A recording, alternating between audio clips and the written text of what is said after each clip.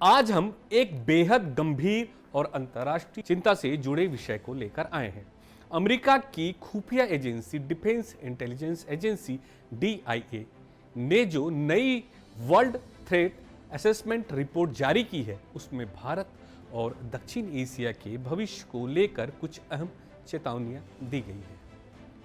Report कहती है पाकिस्तान चीन की मदद से परमाणु हथियारों को उन्नत कर रहा है और भारत को अस्तित्व को लेकर खतरा मानता है।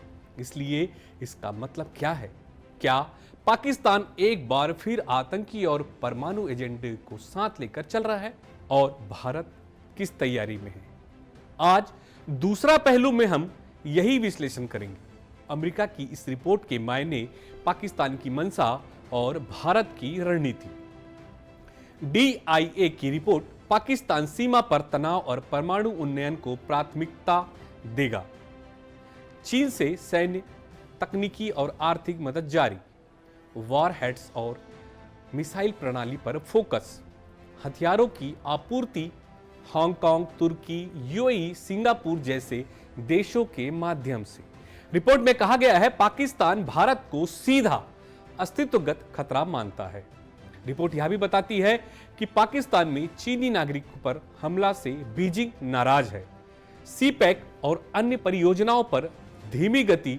विशेषज्ञ मानते हैं पाकिस्तान बाहरी मदद पर निर्भर रहते हैं, अस्थिरता को बढ़ावा दे रहा है।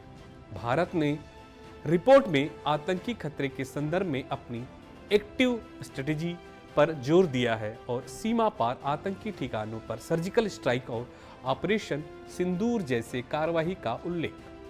मेक इन इंडिया रक्षा उत्पादन का परिणाम अग्नि 1 प्राइम और अग्नि 5 मिसाइलों का सफल परीक्षण। दूसरी, परमाणु पनडुब्बी की तैनाती। चीन की नौसैनिक मौजूदगी को संतुलित करने के लिए Bharat, Australia, France, America, Japan जैसे देश से द्विपक्षीय रक्षा सहयोगी साझेदारी बढ़ा रहा है। क्वाड, मालाबार युद्ध अभ्यास और अंडमान निकोबार से लेकर अफ्रीका तक भारत की उपस्थिति मजबूत हो रही है।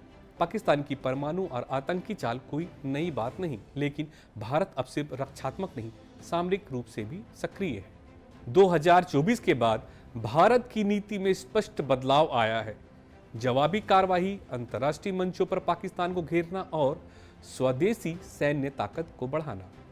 तो क्या पाकिस्तान एक बार फिर परमाणु ढाल के पीछे छिपकर आतंकी साजिशों को अंजाम देगा, या यह एक खाली खतरा है जिसे अंतर्राष्ट्रीय बिरादरी अब और बर्दाश्त नहीं करेगी?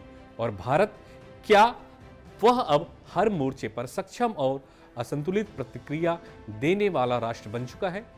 यह सिर्फ सैन्य या कूटनीतिक सवाल नहीं, यह सवाल है हमारी राष्ट्रीय सुरक्षा की दिशा का।